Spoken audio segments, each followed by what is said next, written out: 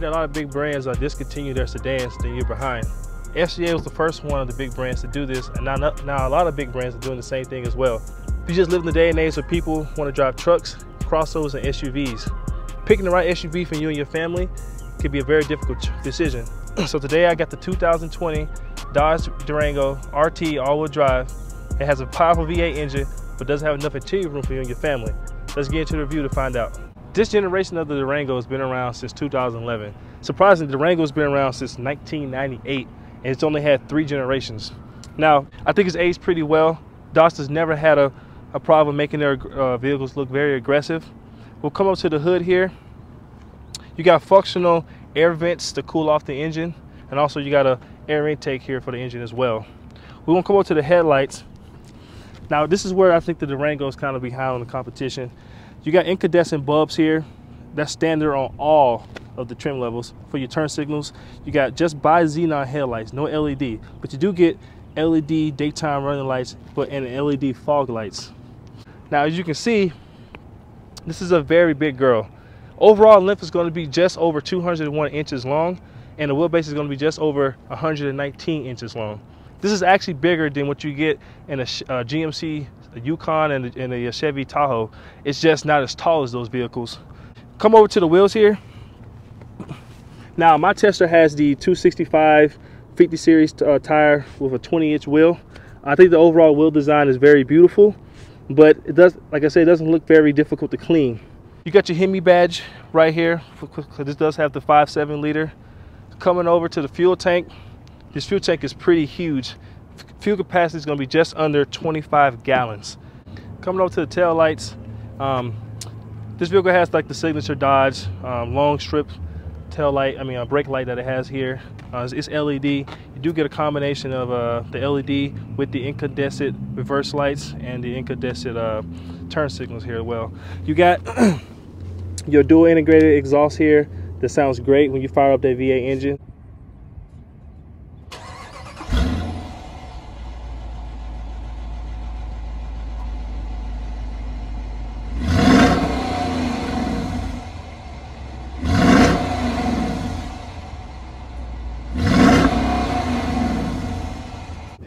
There's a package here for your towing. I believe it's $1,200 for the towing package here.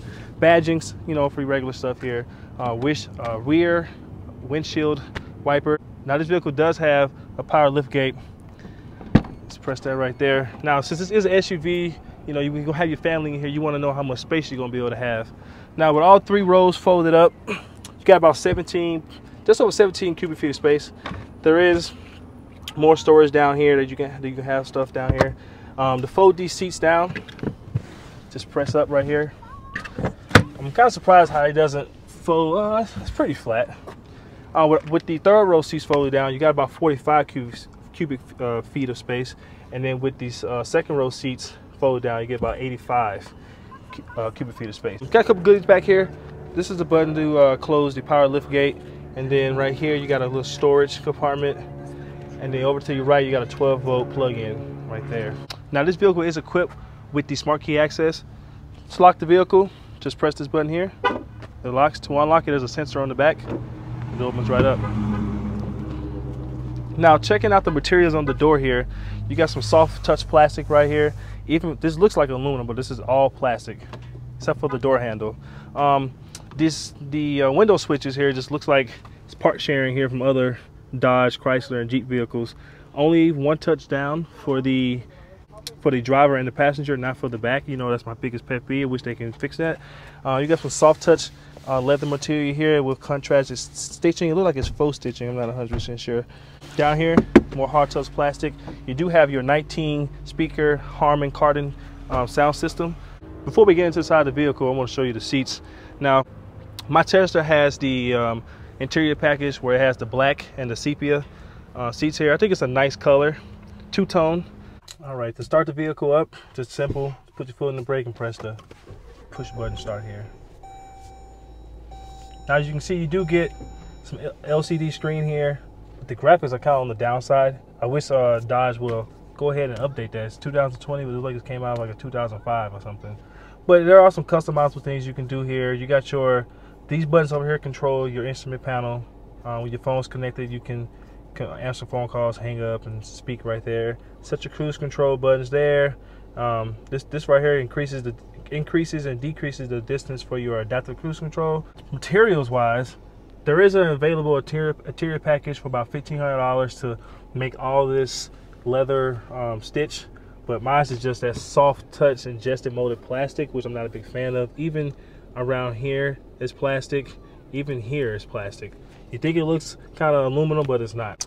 You do have your 8.4 Uconnect 4 screen here, which I think is a little bit on the small side because other vehicles in this segment have much bigger screens. It has the typical stuff like I showed you on the Ram and the Jeep Gladiator. Go to the apps here.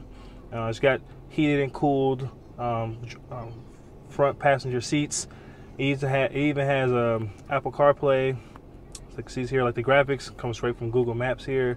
You know, music, text messages. Come over to your nav. Graphics are okay. Like I said, it's that same old Uconnect 4 that I showed you. You can customize your menu down here by just clicking and holding and dragging. Oops, sorry. Clicking, holding, and dragging right there. That's pretty cool. I'll show you guys the camera quality of this rear view camera, which is just terrible. Look at that. Looks like it came out of an iPhone 1st gen or something. It does have trajectory. You got your dual climate control buttons right here, your lane departure warning, parking sensors, your drive modes here. You get two USB ports with one aux port. You got a 12-volt plug-in down here.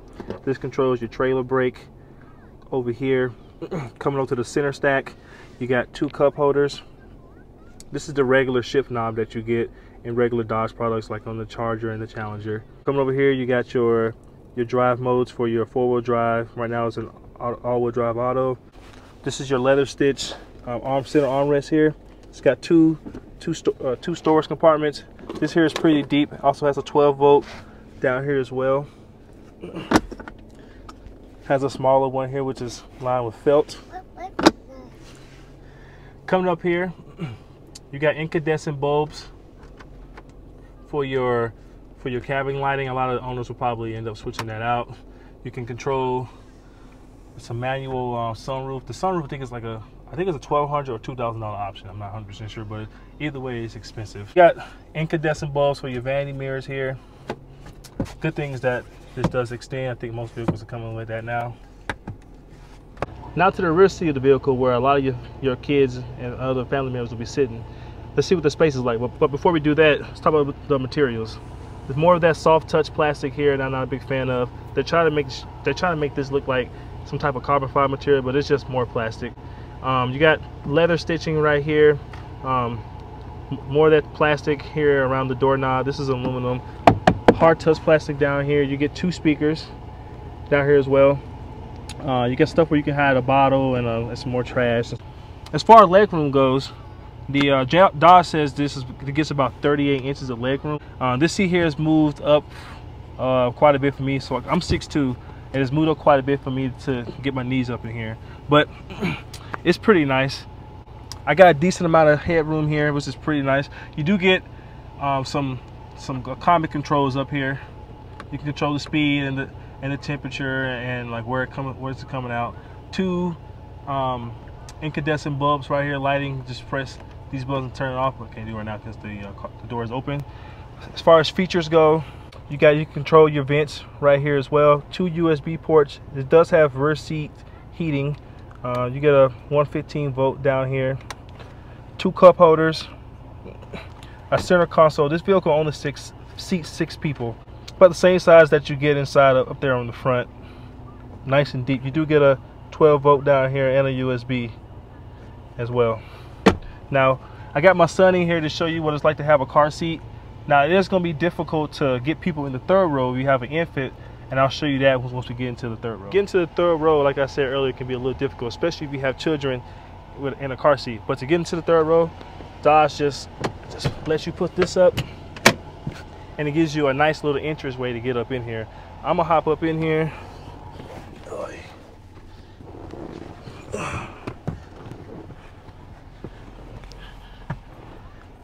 Now, I'm 6'2", and surprisingly, this is pretty spacious back here. This seat, like I said, these seats do not move up or down. I'm sorry, forward or back.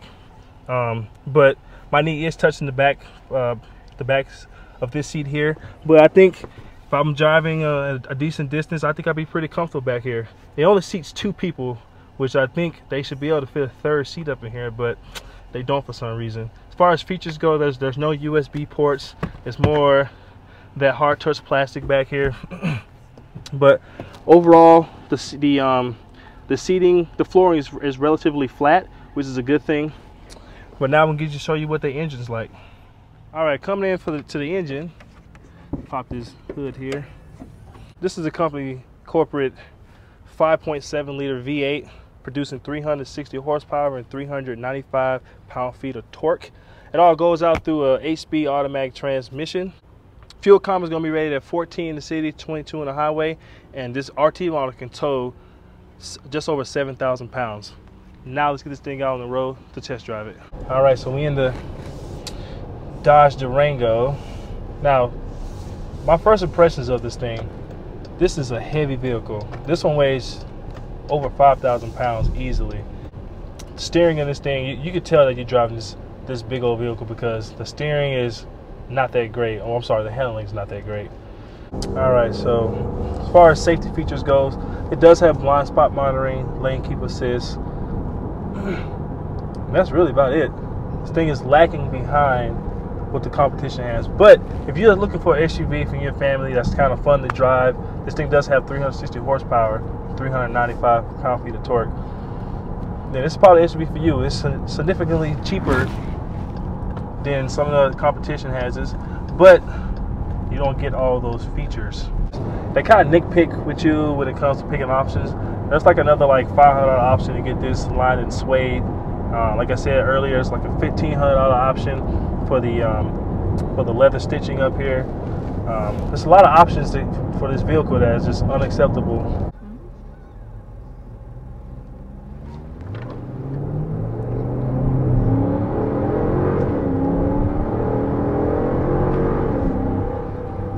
Whew. This thing is heavy. Now there is an available SRT model that can get to 0 to 60 in under 5 seconds, but that wasn't too bad. That wasn't too bad. That was a brake torque, by the way. This one does not have launch control. For the overall summary of 2020 Dodge Durango RT, I think it's a nice vehicle for your family, especially if you're looking for something to drive. If you look for something that has a lot of the latest tech features, then I'm sorry, you're going to have to look somewhere else. Now, there is an available SRT model that has nearly 500 horsepower, but it costs about $10,000 more. I recommend getting that one. This one here, the RT model, is just under $60,000. I think it's a little bit too expensive for my taste, but if you think you can afford this thing, I would recommend buying it. Once again, thank you for tuning into the channel. If you'd like to see more, please hit that subscribe button, like, and comment, and have a blessed day.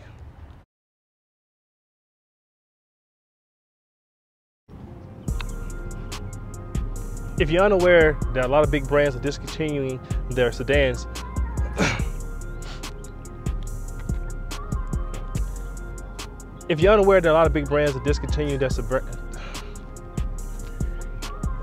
Okay.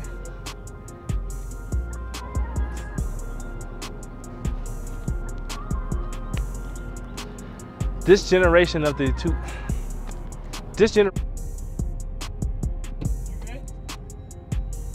Good.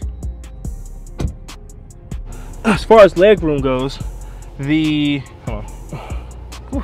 recommend getting that one. Now, how much this one costs to get in your driveway? This one here, the RT model. This one here, the RT model is this one here, the RT model is just under $60,000, which is significantly cheaper than what some of the vehicles. No, that's not right. This one here is.